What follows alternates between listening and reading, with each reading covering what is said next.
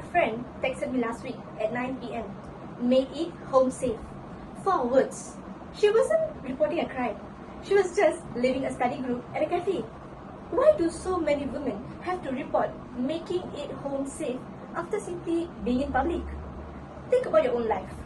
When you go to a gym, a cafe, or even take public transport, do you ever feel watched, uncomfortable, or even unsafe? For many of you, the answer is yes. And this isn't a rare feeling. It's a daily reality that limits where we go, when we go, and how we live. Salam everyone. I'm so glad to be speaking with you today about something that deeply affects our community. I'm not an expert, but I'm someone who has experienced this feeling. This topic is definitely personal, but more importantly, it's a widespread issue that affects the freedom of half of our population. Today, I want to persuade you that creating and supporting women-only space is not only about segregation, but it's about offering a vital solution to restore a sense of safety, comfort, and freedom for women in public environments. So let's start by understanding the real problem.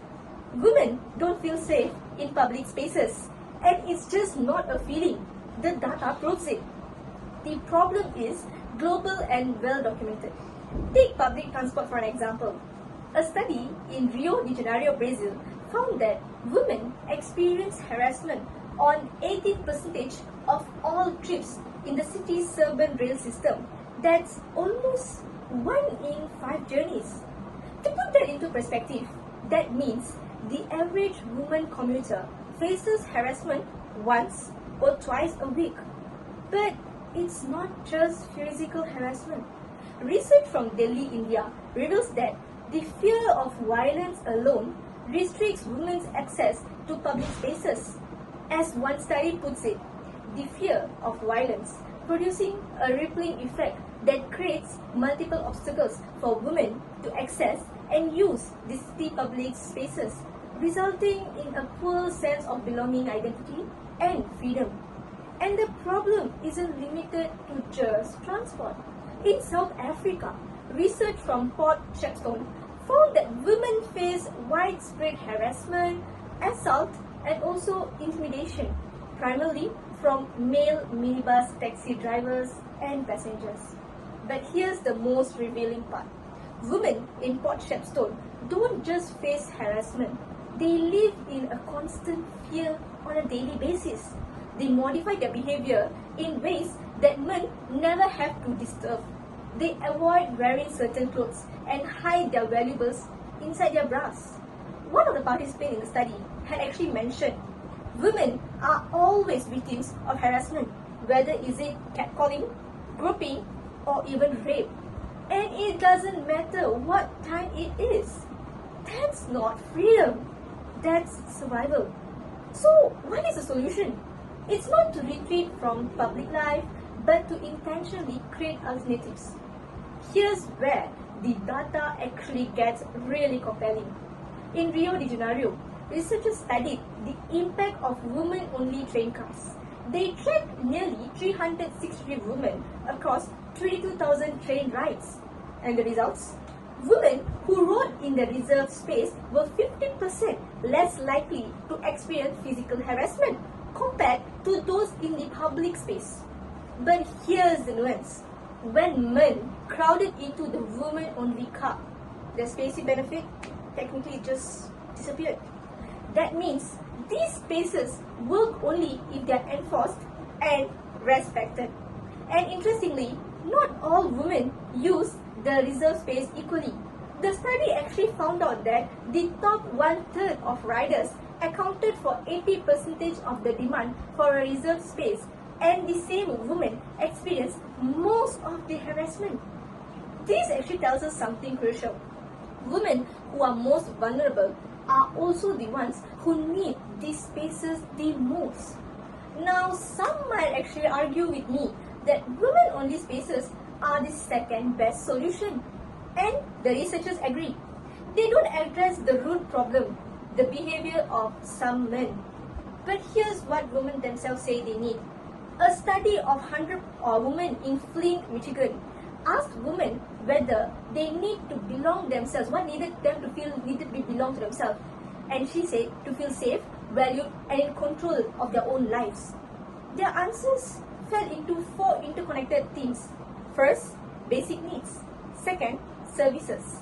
Third, safety. And fourth, autonomy.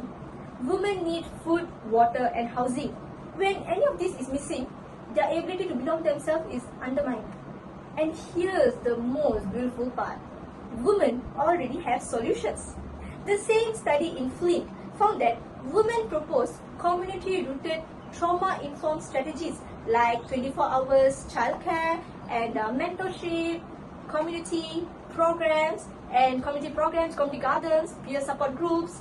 The women of Port Shepstone also showed incredible resourcefulness. As one woman said, "We bounce back from the worst of the worst." Women don't want to be locked away.